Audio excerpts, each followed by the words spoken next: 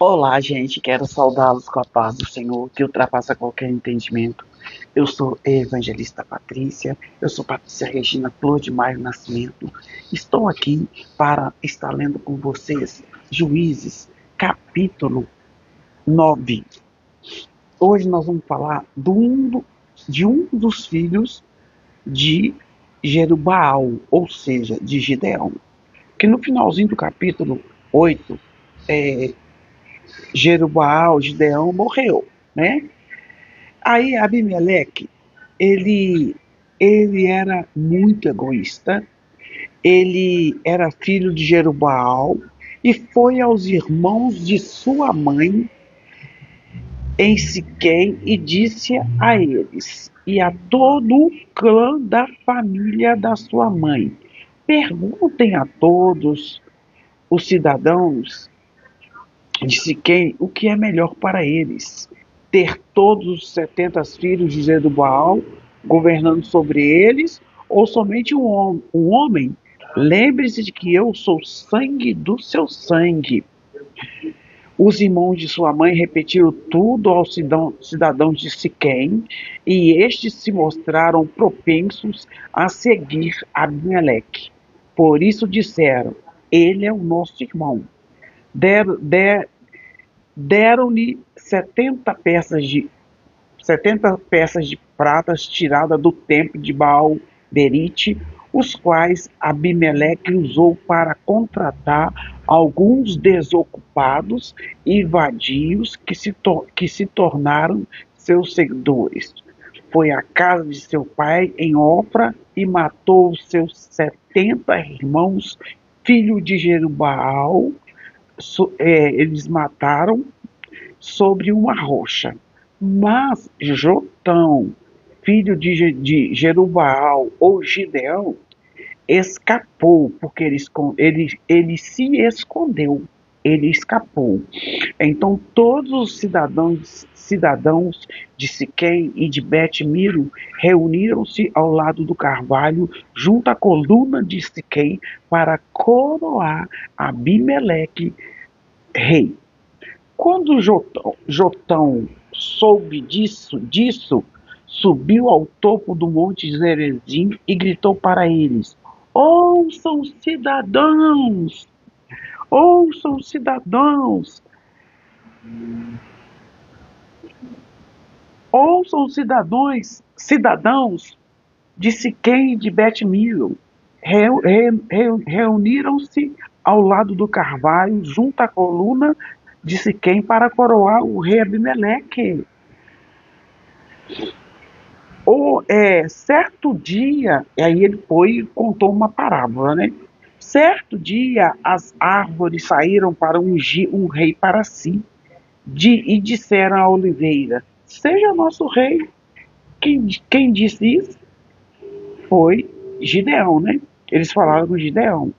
A oliveira, porém, respondeu: deveria eu renunciar ao meu azeite, com o qual se presta honra aos deuses e aos homens, para dominar sobre as árvores? É, então as árvores disseram à figueira: venha ser nosso rei. A figueira, porém, respondeu: deveria eu renunciar ao meu fruto saboroso e doce para dominar sobre as árvores? Depois as árvores disseram à videira: venha ser nosso rei. Aí ele falou: deveria eu deixar, né?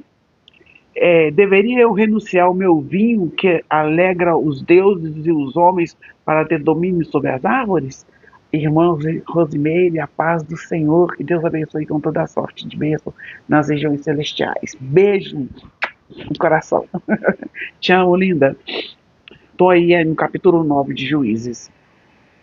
Finalmente todas as árvores disseram ao espinheiro: venha ser o nosso rei. O espinheiro disse às árvores: se vocês querem realmente ungir-me como rei sobre vocês, venham abrigar-se à minha sombra.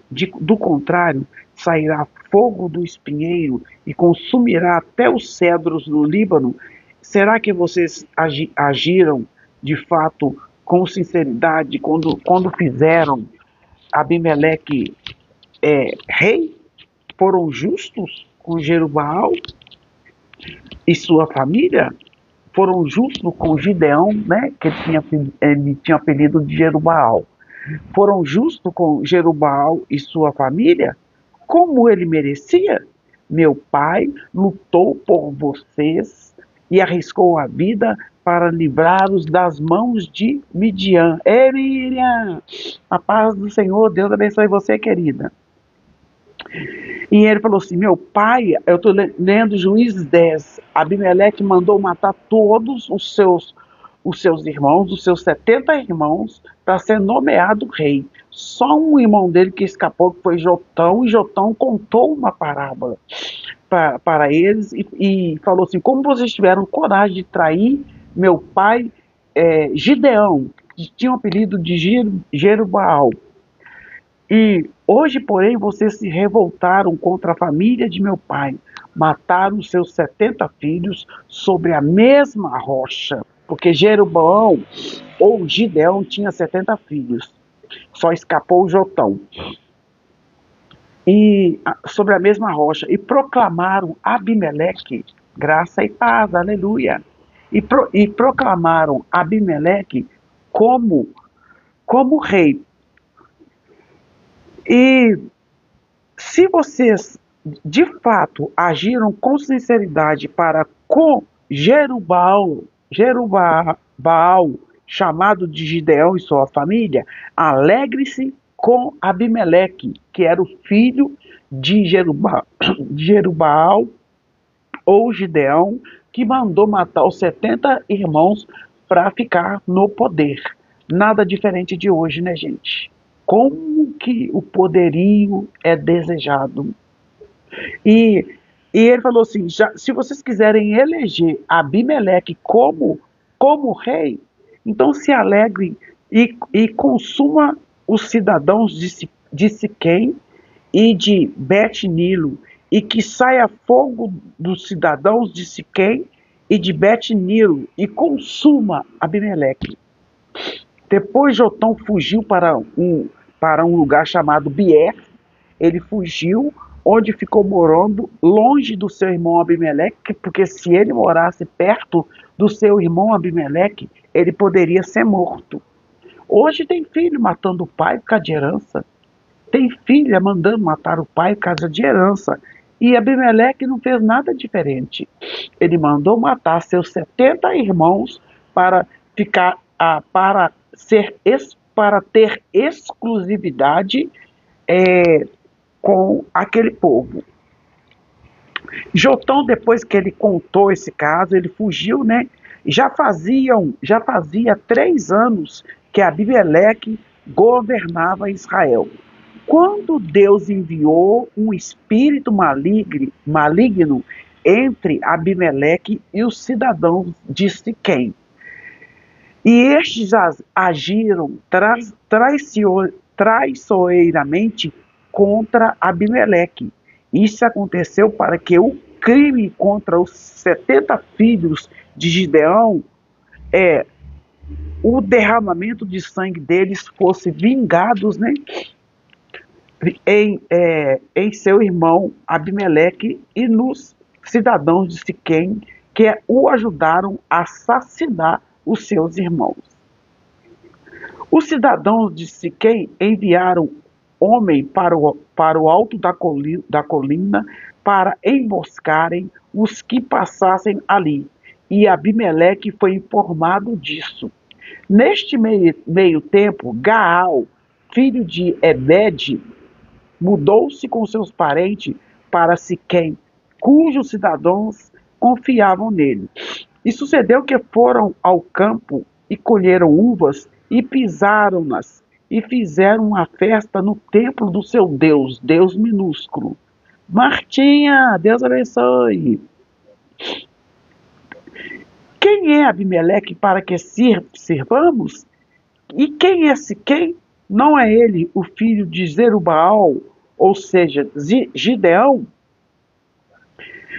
Sirvam aos homens de Amor, pai de Siquém, por que servia Abimeleque?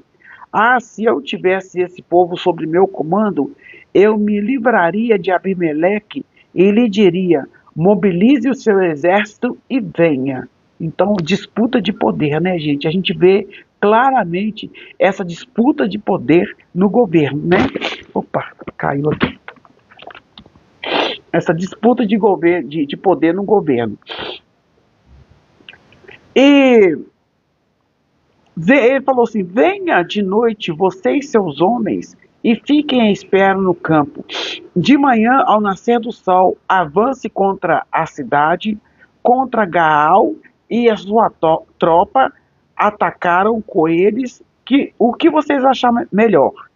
E assim Abimeleque e todas as suas tropas partiram de noite e prepararam emboscada perto de Siquém, em 4 companhias. Ora, Gaal, filho de Ebed, tinha saído e estava à porta da cidade quando Abimeleque e seus homens saíram da sua emboscada. Quando Gaal os viu, disse a Zebul: vem gente, descendo do alto das colinas. E aí, gente, Zebul, porém, respondeu: você está confundindo as sombras dos montes com homens. Mas Gaal tornou a falar: veja bem, tem gente descendo da parte central do território. E uma companhia está vindo pelo caminho do carvalho dos adivinhadores. Disse-lhe Zebul: onde está toda aquela sua conversa? Você dizia: quem é Abimeleque para que o sirvamos?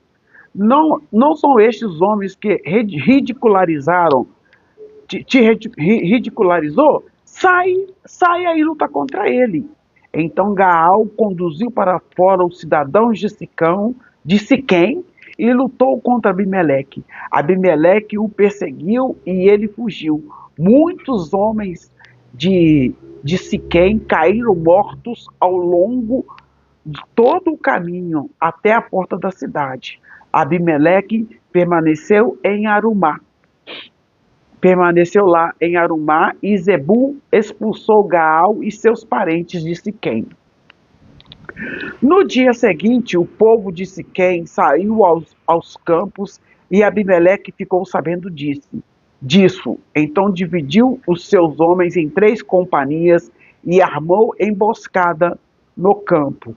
Quando viu o povo saindo da cidade, levantou-se contra ele e atacou. Abimeleque e as tropas que entravam com ele avançaram até a porta da cidade. Então 2 companhias avançaram sobre os que estavam no campo e os mataram. E Abimeleque atacou a cidade o dia todo até conquistá-la e matar seu povo. Depois destruiu a cidade e espalhou sal por toda ela. Me desculpe, irmãos, que eu estou um pouquinho gripada, tá? E ao saber disso, os cidadãos que estavam na torre de Siquém entraram na fortaleza do templo de El-Berite. Quando Abimeleque soube que se havia reunido lá, ele e todos os seus homens subiram o monte Zalmon. Ele apanhou um machado, cortou um galho de árvore e pôs no ombro. Então deu esta ordem aos homens que estavam com ele: rápido, faça o que eu estou fazendo. E todos os homens cortaram cortaram galhos e seguiram Abimeleque. Empilharam os galhos junto à fortaleza e incendiaram. Assim morreu também o povo que estava em Siquém, cerca de 1.000 homens e mulheres. A seguir, Abimeleque foi a Tebes e sitiou, cercou e conquistou Tebes.